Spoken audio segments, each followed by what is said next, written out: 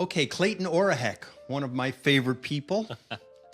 Um, so what have you been working on? Boy, that's a very broad question. Over the past, I don't know, probably 3 or 4 years, as we talked earlier, uh, started learning to weld, teach myself to weld. What kind of welding? Well, MIG and arc welding. Hmm. I'm learning TIG welding as well, Hmm. which is really like the cat's meow on it. Hmm. That's for ultra fine work like you would do on bicycle or something like Hmm. that. The nice thing about welding is you can get away without having a lot of clamps. You can hold something, tack it in place. Right. If you don't like it, you grind it off, and then you can switch a piece. So that's that. I'm incorporating metal work with a lot of the neon that I do. That is a little tricky because of the electricity involved. So you have to think about um, how to set up the electric work. Also, to do it discreetly. So instead of using solid rod, you use tubing, and then you have to find ingenuitive ways to hide that the stuff you don't want to see. Um, Also doing some woodworking. Um, I don't think you saw the pictures of the Tesla sculptures I did. No, Um, no. One of them is about it's 63 inches tall. It's 190 feet of linear feet of neon tubing. With his, I know, I know, Wow. I know. With four 15,000-volt transformers, which I have in a display. All the wood came out of a dumpster in Brooklyn. It's all beautiful walnut, which I milled down and created these frames and also housing for the transformers. When you turn it on, the lights go down, and all the bugs start heading for the neon because it creates this amazing It's amazing ultraviolet what you light. can find in a dumpster, I can't imagine why they threw this stuff out. Yeah, But it was well, from like a scenery company or something. right. So they used it and they threw it out. Where we pick up Beth's newspaper, there's a we go there at like 4 o'clock in the morning to pick up the newspaper in Long Island City, right by the tunnel, Hmm. and there's on the next street there's a dumpster that's always full of scraps of marble Holy from cow, some really? I guess a place that makes countertops. Yeah. And we were always there with like a truck full of newspapers and I can Jeez. never even pick up a piece of marble, Wow. but there's always like, oh, I Damn. want this piece, I could use it for something. You And gotta it's just get it. sitting there Yeah. waiting to get thrown out every day. It's Uh-huh. amazing. Yeah.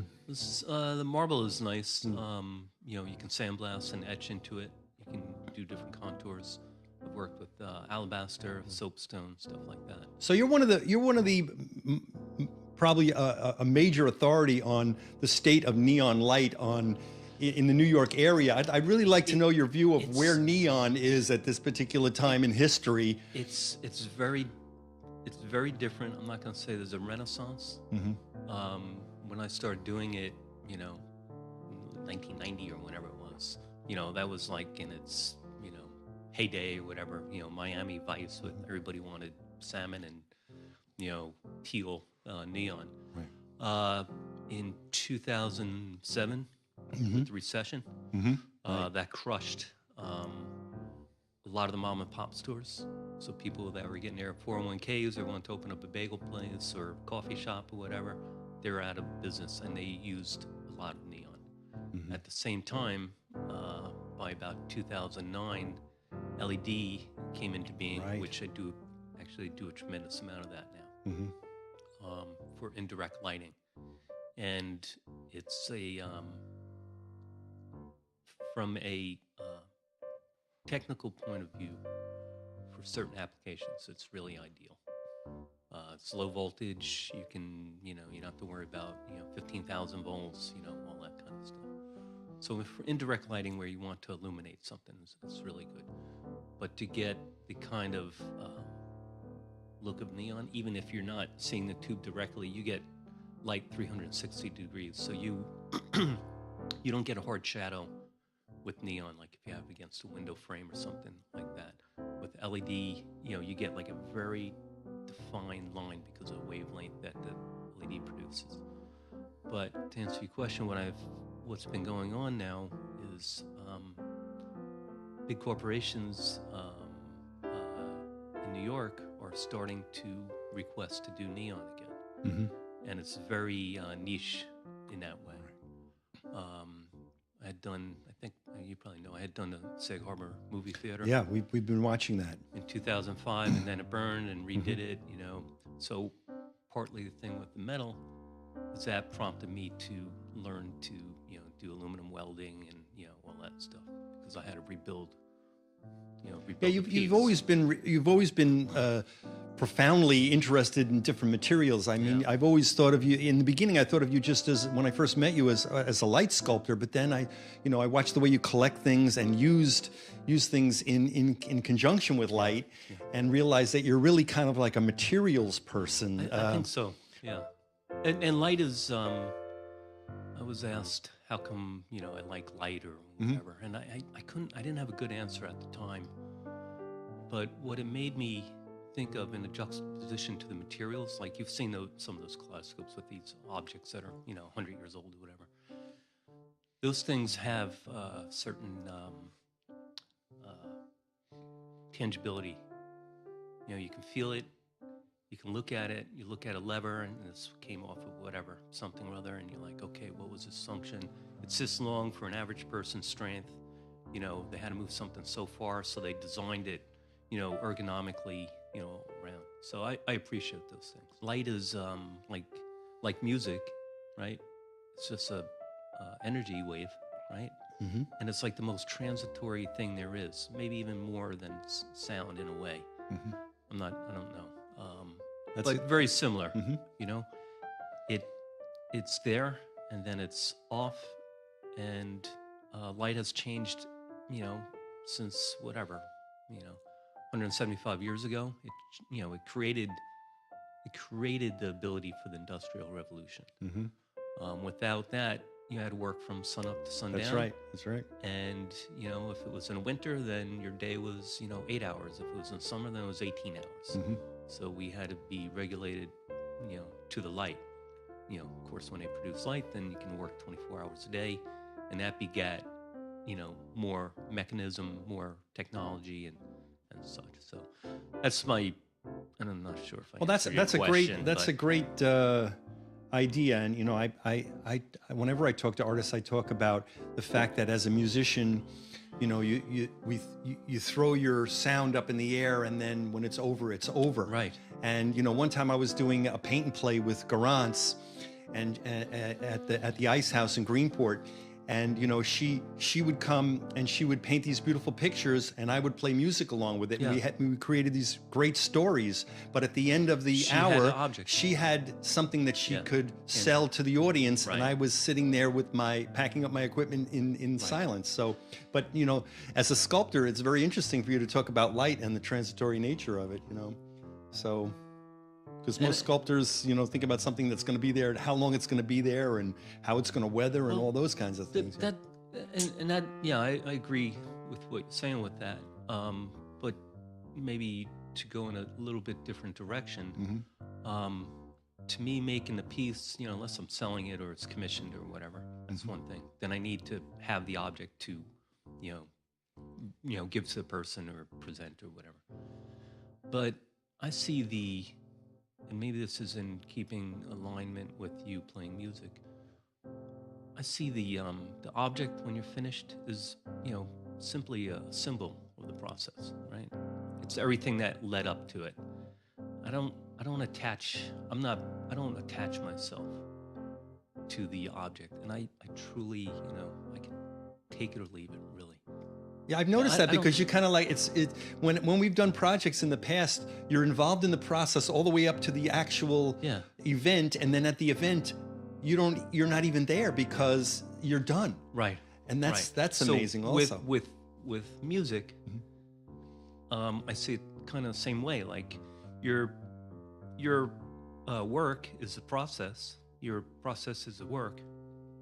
There is no thing to give away or anything at the end, but, you know, you've gone along that same path in a way that, like, I would if I'm making a kaleidoscope, you know, with 50 mirrors and lenses or whatever in it. You know, it's like it's getting there, and then I'm done. I don't care. Right. Well, for me, the excitement is the place where you're working with someone else, and in that collaboration, the whole is greater than the sum of its parts. And I see that place where you're getting something extra as something amazing, and I've always been attracted to that idea. You know, that you can have two people or more working on something, and then what you get is greater. You laminate on top of each other, but what you get is greater than the sum of what you start with. Right. It's just an amazing thing. I'll never forget. I've just got to say it before I forget. We were doing. I don't know. It wasn't that many years ago, but we were doing a performance at Silversmith Corners in Southhold in the gazebo, and had this. That was, I was just going to bring that up. You had this amazing turntable mobile that was like 6 or 8 feet high, and at one point in the process, something got out of balance and it started kind of careening around inside the gazebo, and the musicians were sitting there going, "Oh my God, is this thing going to decapitate me as it's spinning around?" Well, I did notice you guys are playing a little bit more frantically at that point as it careened off into the abyss. It was great performance art. Yeah, exactly. So I want to. This is the beginning of a long process that I want to go through, where we actually get to work. We've worked, money has always been in the way of work, and you're still incredibly busy with all of your business applications besides the art that you're always trying to do at the same time, which makes you truly a member of what I call the hidden city, the network of people who are stuck in their lives, but they sneak out to that hidden place to be able to do something greater, And so this year, 2019, I want to do this large project, and I want you to be a major contributor to it. And so I want to talk to you about, which way you would like to go with it, and what we can do to really enhance some of the amazing collaborations we've had in the past, and really document it and save it and show it in a way that we haven't yet done. Right. I have, it will, and as your idea, comes together. Part of the thing is I'm doing mainly I'm doing installations for these events. So if it's something where it's going to be, not just for 2 hours, that would be, better. Either that, or I have to gear myself just to setting up and breaking down that day. It's like a series, or a multi-day event. Right. That would be, from my not perspective, but from my from the way I make things. It's because this stuff's heavy, it's big, it's fragile. There's packing, unpacking, setting up. So if you had a 3-day thing, that is day that goes into night, then I know, okay, so I have to make stuff that uses the light, natural light, and then it can shift into either batteries from solar panels from during the day or whatever it is. Then I can orient, like a lot of ideas I have. I make the whole thing. I go through almost every part of it because I have to plan it out. So I'm not, stuck at a point of fabrication. It's like, holy cow, I should have, made this another inch gap, and it would have made a big difference. So when we have more information on that, then I can set up, my series, to accommodate that. Do you have any ideas, or maybe you should give some thought to the idea of, what would help me with that is if we could have 2 different locations that were related to each other in some way. That would be really good for me, because it's looking to me like location is going to be a very important part of this year's project. And I don't know, the best way to do that would be to have multiple locations that were some way related to each other. So you mean simultaneously? Simultaneously or sequentially, yeah. What about materials? I know you've been a collector of. You probably, do you have a warehouse somewhere that's just I have full of car garage filled with. Listen, I was making what they call steampunk now, which I abhor, the nomenclature. But right? I mean, I was doing that stuff, which you've seen those things. Oh yeah. Before that was a fad or anything like that. In fact, that Tesla stuff was in a steampunk show in Southampton last year.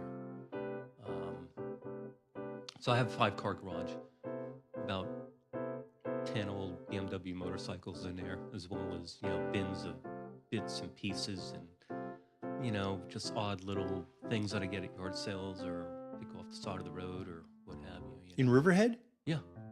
Wow. So it's I have enough materials to, work literally for years. What do you think about problem solving in the creative process? Well, I have thought about that a lot, and I have two approaches. One is I want to fulfill an objective, right? So I'll set myself up with a task. I have a motorcycle, old brake rotor. It was all drilled and all that. And I'm like, man, this thing is, I can make a light out of this. And I took the other one and I cut it and welded it together, and it looks like really neat. So I wanted a light for the corner of my room. So I'm like, I need a light. I'm not going to go buy one at IKEA or wherever. So I just look around. I'm like, okay, what do I have that, I want to let some light through. I want to make it, interesting to myself and a little bit challenging. And design something. The other thing, the other creative part of the process of creativity is probably a very different angle on it. When I read, like some science, I'm not, a scientist or anything like that, totally, a layman on reading, physics or whatever it is, the best that I can. And when there's a problem when they're talking about an issue, right? How gravity literally affects time. I mean, that's heady stuff. So what I do then is I apply myself technically to it. And I think of an object. What would an object look like that will help express the concept visually? So then I think of that object. So in effect, to answer your question, I'm taking a problem and I create a visual solution that I can metabolize. I'm like, well, what would this look like? Well, I have to address this issue. Oh, I have to do this. Okay, I have to have light come through, but it needs to reflect. And then it has to be focused by a lens. And then it has to, be bent around a curve. And then I have to have, rubber membrane in there or whatever. So I think of all those elements as I'm reading, as I'm reading it for the 100th time. I'm like, what are the important, essential things here? Take those things and then try to create a sculpture, but really a physical manifestation of how I understand the thing. So related to process and creativity and problem solving, it's taking the problem I don't know the answer to, figuring out what are the elements that are important, figuring out how I can take a material, tangible thing in conjunction with other such, and create a solution to it. So that's the process, and that's, once I have that thing, I'm kind of over it, because now I understand. It's like, how many times, you have chocolate chip cookie, you make one that's like, okay, you don't need to read the ingredients, the next 500 times you make them. It's like, okay, now you know how to do it, and you move on to whatever, Yeah, that's kind of like the same process that Einstein used to talk about, just, a thought experiment. Mm-hmm. It's kind of like a thought experiment. And I have to tell you, sometimes I'll lay in bed at night and I'll think about what music could or would be in the future. Mm-hmm. And I find myself trying to visualize it, because it seems like the trend in music, strangely, is that people hear what they see. Yeah. In other words, if people aren't given an additional visual reference to what they're hearing, they have trouble defining it, or it puts it in a particular quadrant. Because and also, like Philip Glass says that right. That music is a place. That's one of the definitions of music that's floating around now. So if I lay in bed and I try to visualize what music in the future would be like, I start to define what the properties might be like. Well, music, it has the ability to change, and it changes in a direction, and its change is affected by outside influences. So I'll just kind of imagine something that is doing that. And a lot of times I think I probably use light as the representation of that. Right. As a visual representation of that. So it's very interesting. Yeah, the other thing is, like, you talk about physics and time space, which is at this point, it's an idea that's almost 100 years old, Right. and it probably took most of the world's 50 years to just understand what Einstein was actually talking about, Right. and accept it. And there are a lot of ideas in string theory now that relate to the essence of reality being related to resonance, and how something vibrates right. next to something, Right. and it vibrates it into and out of existence. Right. And some of the things that they've stumbled on in that process when they're working on small particle physics is the idea of spooky action at a distance, right. or the fact that when you look at something, it actually changes the Right. definition of what it is. And that's an incredible idea for science to be talking about, because it doesn't seem like science at all. It sounds like a strange, mystical. And that's how some of those guys really speak of it. Right. With the idea of you change something when you look at it or try to test it. It's like I was just like, that's a bunch of bullshit. And I was like, how can that be?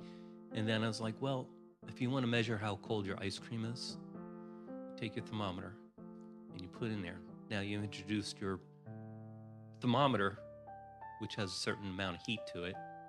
So now you've changed, the temperature of your ice cream. The part about just thinking about it, I haven't been able to really assimilate that yet. Yeah, that you think about something. I think about it in terms of language, because one of the things I really hate about language is that the minute you define something, you set limits about what it can be and what it can't be. Like a noun is basically an idea where you say it's this and it's not that. So you're like drawing a border around something. Right. And that's really not the way that reality functions. That's just a way that we measure it. Right. And so it's the measuring process does affect the reality of what you're actually. That's why I love to use these bits and pieces of stuff. Because, sometimes people look at something and like, what is that? It's an outboard. It's part of an outboard motor. And it's not really an outboard motor anymore. It's not a cup. It's not this. It's its own thing. Right. And so when you define it and then you exclude everything else, that's I think probably like you do in music, you try to counter that. I guess when John Cage did his 7 minutes of silence or whatever. Yeah, 4 minutes. Or 4 minutes, 19 whatever. Seconds. He redefined music like the Dada, like Duchamp did by putting a urinal on the floor and saying, "Tough shit. It's art. I declare it to be art," and that opened up everything to do that, because anything could be. Now, 100 years later, people, drop their keys on the floor and they think they made art, right? Which is nonsense. But 100 years ago, that was a total, new thing. And Cage doing the silence and saying, "This is part of my piece. It's part of my music." Is phenomenal, and it also opens up. It counters the definition of cup or the outboard motor or whatever. I appreciate those, that these guys came up with this. Well, I have to say I've